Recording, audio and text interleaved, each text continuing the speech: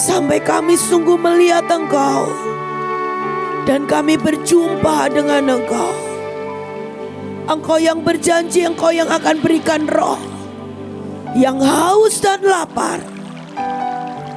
Bukan tentang makanan dan minuman, tetapi roh yang haus dan lapar akan kebenaran dan akan pribadimu sendiri. Haus dan lapar akan rohmu Tuhan.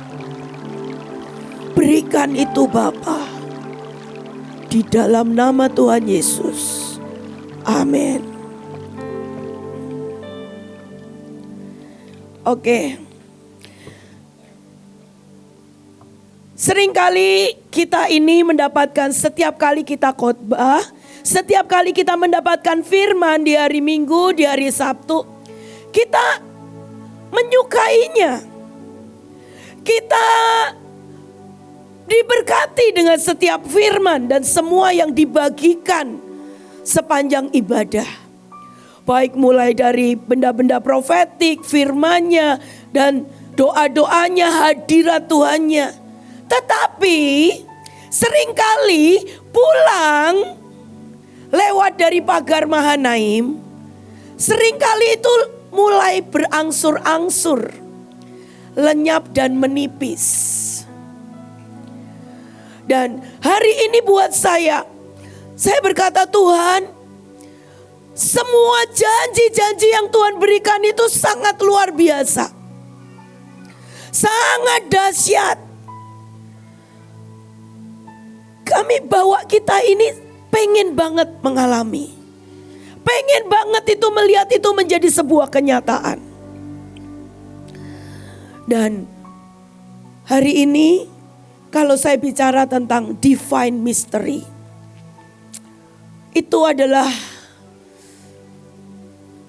sebuah sebuah PR, sebuah pertanyaan, sebuah yang saya cari di hati saya. Dan saya rindu untuk kita bersama-sama. Karena kita ini hidup di masa yang semuanya sudah serba mudah. Tadi Ibu Lydia berkata ada banyak kali, setiap kali kita ini menyiapkan khotbah, mencari sesuatu, carinya dari YouTube, dari semuanya. Tidak pernah menggali. Tapi hari ini pun untuk menggali saja sudah dipermudah. Cari dari bahasa aslinya, tinggal pencet, tinggal ketik, cari sejarahnya. Semuanya hampir tersedia. Tetapi ada yang berbeda. Kalau kita bisa sampai kepada sebuah yang namanya sebuah divine mystery. Dan menurut saya ini adalah sebuah yang Tuhan rindukan. Mari kita baca dari Efesus 3 ayat 8 sampai dengan yang ke-9. Dikatakan seperti ini. Di antara seluruh umat Allah, sayalah yang paling hina. Namun Allah memberikan kepada saya karunia ini. Tugas untuk memberitakan kepada orang-orang bukan Yahudi kabar baik mengenai kekayaan Kristus yang tidak ada habisnya. Hari itu Paulus, dia ini seorang pengajar yang sangat mengerti. Dia pengajar yang sangat-sangat hari itu dia menguasai.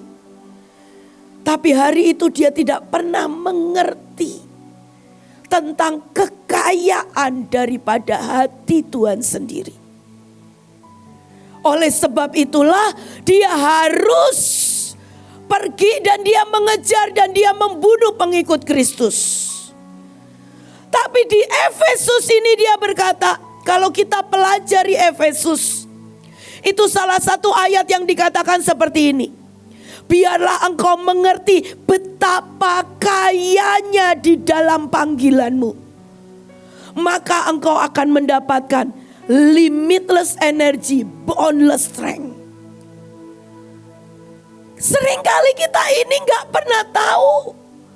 Gak benar-benar kita cuma tahu kita dipanggil mempelai, dipanggil menjadi penuai. Oh tujuannya apa? Oh menginjil. Oh tujuannya apa? Bagi-bagi permen. Tetapi kita tidak pernah sungguh-sungguh mengerti tentang kekayaan daripada seluruh panggilan. Kenapa? Kalau kita mengerti sampai di dalam kekayaan dari setiap panggilan yang Tuhan berikan dalam hidup kita, kita berjumpa pada kekayaan Kristus yang tidak pernah habis. Dan juga supaya melalui saya, semua orang tahu bagaimana Allah, pencipta semesta alam ini, melaksanakan rencananya yang sejak dahulu kala dirahasiakan kepada dunia. Jadi kalau hari ini kita mungkin belum mengerti kekayaan itu, karena itu masih tersembunyi, itu masih terahasiakan. Dan Allah seringkali menyimpan itu menjadi sebuah rahasia.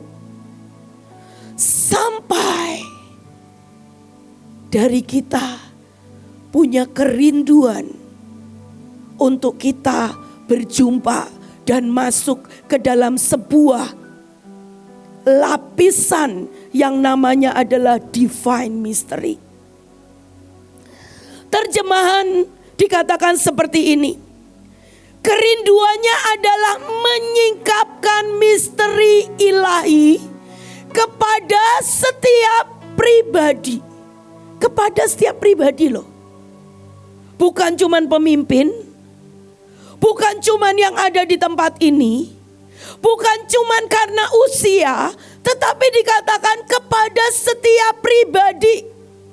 Sebuah misteri yang tersembunyi dari masa ke masa sampai sekarang. Dan adalah sebuah rahasia yang hanya dapat ditemukan di kedalaman hatinya. Menggali firman itu sangat berbeda pada waktu kita menggali kedalaman hati Allah. Pada waktu kita ini menggali, mempelajari, seringkali kita hari-hari ini ya, kita nyiapin firman itu, saya enggak bisa pungkirin lah. Saya cari dari terjemahan, saya cari. Tapi itu akan berbeda dengan sebuah divine mystery, hembusan dari nafasnya yang pada waktu itu diwahyukan, pada waktu itu dihembuskan. Yang mengerti itu gak cuman ada di lapisan 1, 2, 3 lapisan manusia kita. Tetapi yang namanya divine mystery, sebuah pewahyuan yang dari Roh Allah, sebuah nafas yang dihembuskan, dan itu menyuntikkan roh pengenalan, roh wahyu. Itu akan menembus sampai ke lapisan hati kita yang paling dalam. Dan seluruh sel-sel kita tiba-tiba menyerap. Dan hari ini saya sejujurnya saya nangis di hadapan Tuhan dan saya berkata, Tuhan,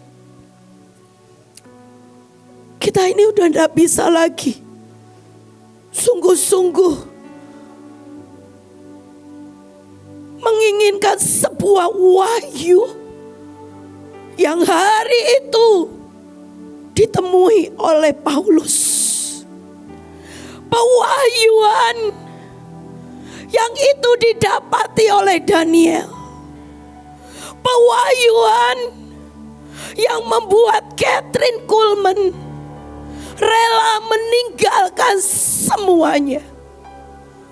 Dia sangat mengerti kekayaan rahasia hati Tuhan yang tidak pernah habis. Kenapa? Dia sangat mengerti betapa kerinduannya untuk menyembuhkan orang-orang yang sakit. Itulah yang membuat Kathryn Kuhlman, 3 juta orang yang disembuhkan lewat pelayanannya. Tapi itu tidak bisa cuman kita dengar dari khotbah. Itu tidak bisa dengan cuman kita cari dari setiap terjemahan. Itu hanya bisa ditemukan saat kita masuk di dalam setiap ruang-ruang secret hati Tuhan. Dan seberapakah itu masih jadi kerinduan kita? Seberapakah itu masih jadi keinginan kita? Seberapakah kita mau memberikan hidup kita, waktu kita untuk masuk ke tempat itu? Hari ini, seperti tadi kali dia katakan, mungkin saya sering kali bilang, gak ada ruang di kepala saya, rasanya penuh sekali. Saya bilang, Tuhan, terlalu banyak. Saya ini berkata begini, saya ini sudah menyiapkan pick up untuk arak-arakan Jakarta. Saya menyiapkan pick up untuk arak-arakan Jakarta. Saya menyiapkan beberapa persekutuan doa di NTT untuk arak-arakan NTT. Dan Ibu Panglima panggil saya dan berkata, Nit, Jakarta itu penting loh. Nit, kamu harus balas dendam di NTT. Dan saya lemes. Artinya tidak mungkin dengan satu pick up. Tapi saya itu melihat semuanya itu bukan menjadi sebuah kegairahan untuk menggali kerinduan dari hati pemimpin saya. Kerinduan dari hati Tuhan, urgensinya seperti apa. Seringkali saya cuma melakukan supaya istilahnya meterai, dicap dan selamat. Bagus enggak? Bagus. Bekerja enggak? Bekerja. Tapi buat saya ada satu perenungan. Tuhan sudah sangat memberikan begitu banyak. Tapi buat saya, apa yang ada di kita hari-hari ini, itu the best is not, belum datang. Yang terbaik itu belum kita dapatkan. Yang terbaik itu masih Tuhan rindukan. Dan itu menjadi PR kita semua.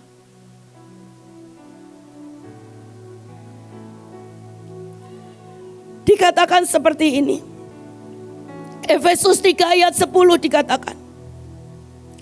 Tujuannya daripada itu untuk menyingkapkan semua yang masih tertutup. Karena di heavenly realm itu ada begitu banyak yang namanya tingkatan demi tingkatan. Surga saja itu ada tingkatannya sampai 7. Demikian juga di alam roh ini ada begitu banyak lapisan demi lapisan. Seringkali kenapa kita tidak pernah masuk yang namanya yang divine mystery ini? Karena sejujurnya kita tidak pengen menembusi. Kita tidak pengen susah. Kita tidak pengen effort. Begitu kita ketemu dengan yang misterius, kita nyingkir kok. Ini seberapa kita punya anak murid yang atau staff atau pasien yang misterius. Dan kita berkata, aduh memang dia bermasalah lah. Dan kita tidak pernah mau untuk masuk lebih dalam. Dan seringkali kalau kita mendapatkan segala sesuatu yang di luar batas kemampuan kita.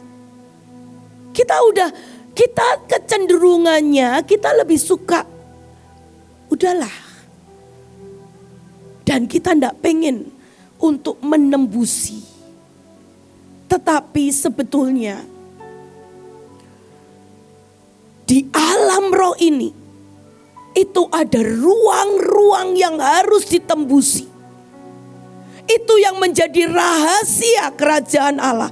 Itu yang membuat kekayaan Kristus yang tidak terukur itu akan mengalir.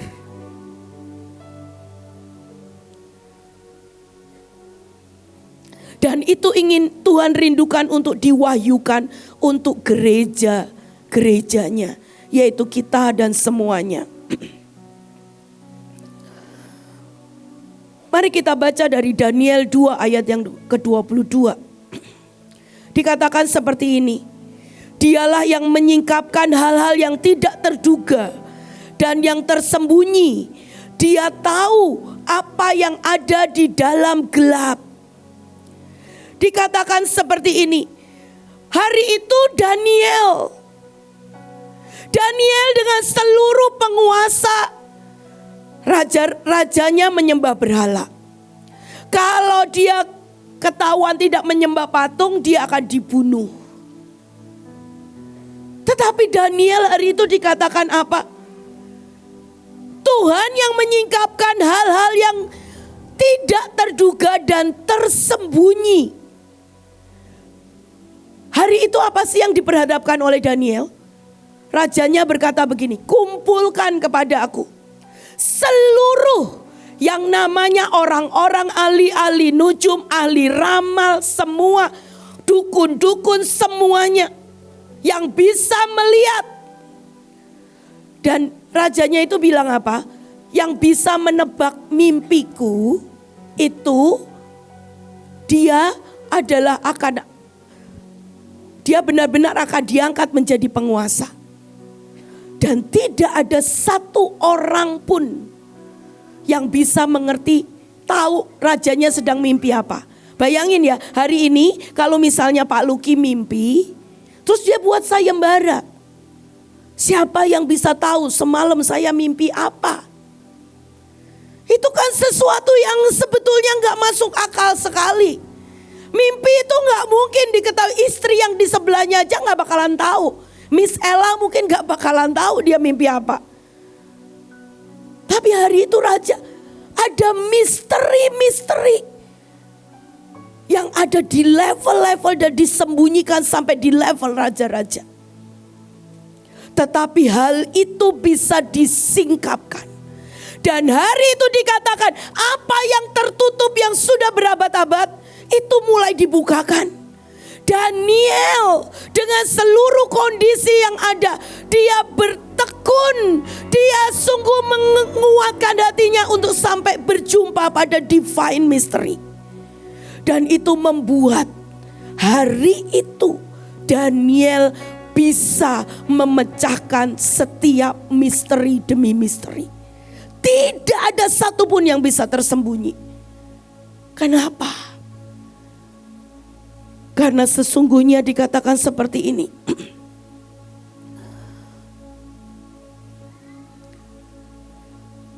Hai Belshazzar, Daniel 4 dikatakan seperti ini. Kepada orang-orang yang berilmu, aku tahu bahwa engkau penuh dengan para dewa yang kudus. Dan bahwa tidak ada rahasia yang sukar bagimu. Sebab inilah riwayat penglihatan mimpi yang kudapat. Maka ceritakanlah itu kepadamu. Dikatakan seperti ini. Aku tahu engkau adalah orang yang penuh dengan roh yang sangat kudus. Dan pada waktu roh yang sangat kudus itu memenuhi engkau, maka tidak ada satupun misteri yang tidak dapat dipecahkan.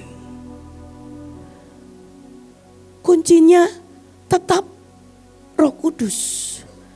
Hari ini pada waktu saya menghadapi semua pekerjaan yang begitu banyak, saya berkata gini, Tuhan gimana sih saya ini bisa mengerjakan semuanya? Mall semuanya anak saya itu enggak terlalu banyak. Ya, mungkin kalau ada divisi-divisi lain yang punya yang, tapi anak saya itu enggak banyak. Jadi ujung-ujungnya Ajeng lagi, ujung-ujungnya Ria, ujung-ujungnya Tere. Jadi enggak terlalu banyak lah gitu. Dan saya berkata bagaimana saya bisa mengerjakan semuanya? Dan Tuhan itu berkata seperti ini. Ini baik untuk memaksa engkau. Benar-benar engkau masuk dan menjerit sampai engkau ini sangat-sangat dikuasai, dipenuhi, diposes oleh Roh Kudus. Karena setiap hari saya ini bawaannya kayaknya pengen pingsan rasanya. Tapi saya mau berkata begini loh. Hari itu pada waktu Daniel dipenuhi dengan divine Holy Spirit, itu membuat hatinya bertekad untuk menembus kepada divine mystery.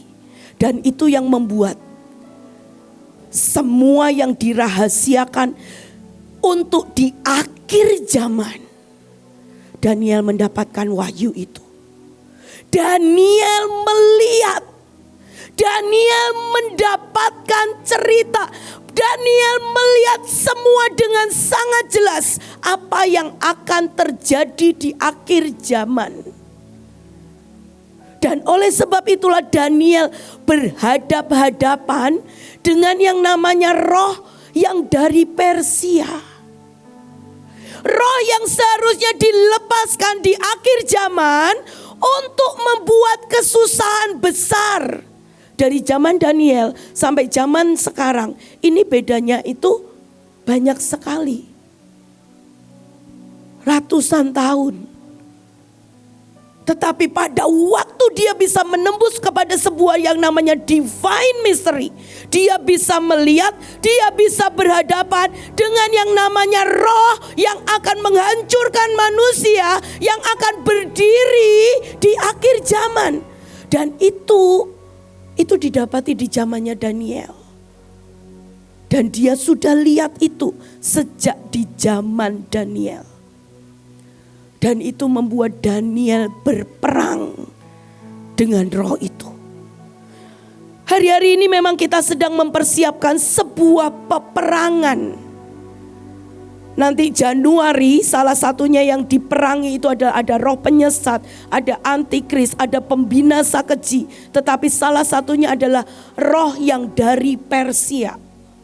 Saya tadinya tidak pernah mengerti ini apa sih roh yang dari Persia. Tapi hari ini pada waktu saya mempelajari ini, saya mendapati bahwa roh yang dari Persia ini yang membuat kesusahan besar itu terjadi atas bumi, atas bangsa-bangsa. Gabungan dari Samael, gabungan dari pembinasa keji, gabungan dengan penyesat, gabungan dengan antikris. Dan itu merusak semuanya.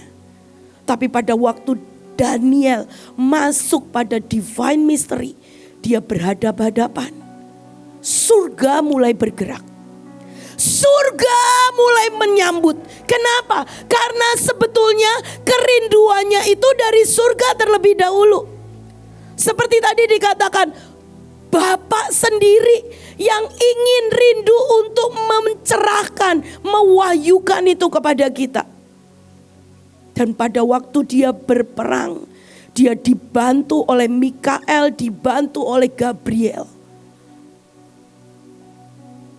Dan roh yang dari Persia itu bisa dipukul mundur dan itu bisa ditahan sampai hari ini. Di depan ada begitu banyak peperangan, heavenly realm, semua yang harus jadi daging. Tapi di hati saya cuma rindu dan berkata, Tuhan, ajari kami untuk kami bisa menembus sampai ke divine mystery ini, Tuhan. Kami tidak ngerti gimana caranya menyatu dengan roh-Mu. Karena kalau Roh Kudus itu disiplin, Roh Kudus itu sangat kudus. Ada yang tidak bisa menyatu. Tapi saya berkata, Tuhan, ini janji-Mu loh. Tolongi kami. Tolongi kami sampai kami ini bisa menyatu sedemikian rupa dengan roh Tuhan.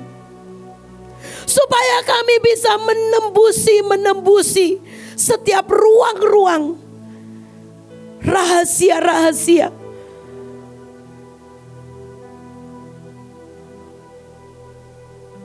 Mari kita baca dari Mazmur 25 ayat 14. Dikatakan seperti ini. Tuhan bergaul karib dengan orang yang takut akan Dia. Dan perjanjiannya diberitahukannya kepada mereka. Ada sebuah yang namanya tempat khusus yang Tuhan sediakan untuk kekasih-kekasih Tuhan. Ini panggilan untuk sekali lagi masuk di ruang-ruang secret place Tuhan, yang hanya bisa dimasuki para kekasih Tuhan. Orang-orang yang hidupnya sejujurnya berkata, Tuhan, sekali lagi Tuhan, kuatkan hati kami, bulatkan hati kami untuk menyelesaikan semuanya. Dia yang duduk dekat dengannya akan terima pewahyuan dari rahasia-rahasia Allah. Kenapa sih kita perlu sampai Kak Kanita, ini aja tadi dari yang anggur yang mengendap udah susah. Ini divine mystery, apalagi ini. Pusing kita, saya pun juga pusing. Tapi saya mau belajar. Ya. Ayo, 1 Korintus 2 ayat yang ke-7 dikatakan seperti ini. Yang kami ajarkan adalah hikmat Allah yang dahulu tersembunyi bagi manusia sejak penciptaan dunia. Tetapi sekarang hikmat itu sudah Allah nyatakan kepada kita supaya kita ikut menikmati kemuliaannya. Hikmat Allah itu adalah sebuah misteri yang harus diselidiki supaya bisa mencapai tujuan. Hikmat Allah itu sendiri itu misteri. Kalau kita tidak pernah menginginkan menyelidiki hikmatnya, hari itu ada yang namanya Thomas Alva Edison yang menciptakan bola lampu. Dia cuman berkata, dunia ini gelap dan dia pengen yang namanya petir itu, listriknya bisa dibuat menerangi ruangan-ruangan yang gelap. Tidak pakai lilin ceritanya. Dan hari itu yang dia lakukan adalah apa? Dia berkali-kali dia harus melakukan penyelidikan. Saya pernah baca itu pernah meledak laboratoriumnya. Dia hampir mati. Berkali-kali dia rugi. Tapi itu yang namanya menyelidiki yang namanya hikmat Allah. Seringkali kita tidak pengen sampai di situ. Misalnya jualan aja. Misalnya ini jual masakan gitu ya. Ya udah sekedarnya kok. Tidak pernah benar-benar menyelidiki semuanya. Karena saya percaya yang Tuhan punya itu sangat ajaib. Hikmat untuk berbisnis. Hikmat untuk mengajar. Hikmat buat banyak hal. Dan hikmat saja itu udah misteri. Dan hikmat yang seperti itu tidak bisa ditemukan hanya di permukaan. Artinya engkau mencoba menyelidiki sekali dua kali dan engkau menyerah. Seberapa banyak sih kita ini sudah dapat janji transfer of wealth. Betul? Kita dapat janji the power to get well. Tetapi hari ini hidup kita belum well itu ya. Belum seperti yang Tuhan mau. Karena yang Tuhan sediakan itu kekayaan yang tidak ada habisnya. Tapi seberapa kita punya curious untuk menyelidiki itu. Atau pulang dari sini pusing aku ngadepin kok nggak well makan sotomi, ngerumpi, gosip. Saya jujur saya berkata, ya saya seringkali juga melakukan itu. Tapi saya berkata, Tuhan please lah tolongi aku sekali lagi. Tolongi kami Tuhan. Dan dikatakan seperti ini, pada waktu kita mempelajari divine mystery itu akan mengeluarkan semua yang terbaik daripada kita. Itu akan mengeluarkan semua the best of you, the best of me. Pada waktu kita bisa berjumpa itu. Bunita enggak seperti ini. Bunita enggak lagi pincang-pincang seperti kata Bu Iin. Bunita akan kakinya akan kuat, mendaki dan semuanya. Serius. Saya berkata, kenapa saya berkata seperti itu? Saya berkali-kali disembuhkan oleh Tuhan. Saya ngalamin sembuh dari asma akut. Saya sembuh dari yang namanya sakit kandungan. Ya, saya itu waktu dulu setiap kali jalan itu sakit di kandungan saya. Saya pernah itu Jessica sudah mau digugurkan. Kenapa? Karena janinnya gepeng. Saya mengalami banyak mukjizat. Tapi sekali lagi ini harus tembus. Karena cuman pada waktu kita berjumpa pada divine mystery, maka kekayaan Allah yang tidak ada, tidak pernah habis, itu akan menembusi kita. Ya. Dan yang terakhir kita mau baca dari Amsal 3 ayat 22, dikatakan seperti ini. Maka itu akan menjadi kehidupan bagi jiwamu dan perhiasan bagi lehermu. Itu akan membuat jiwa kita ini terus dan terus hidup. Pada waktu kita ini terus mempelajari setiap celah demi celah, dan kita mau menembusi, maka jiwa kita ini akan berbeda. Kehidupan manusia roh kita ini akan berbeda. Kita akan bergairah. Kita akan benar-benar menjadi dikatakan, they will keep you fit and attractive. Tidak ada usia-usia yang menjadi tua. Tidak ada anak-anak yang kurang hikmat. Tetapi dikatakan itu akan menjagamu menjadi fit dan atraktif. Amin. Ya. Kalau firman ini saya bawakan, ini juga menjadi perenungan dan menjadi sebuah yang saya terus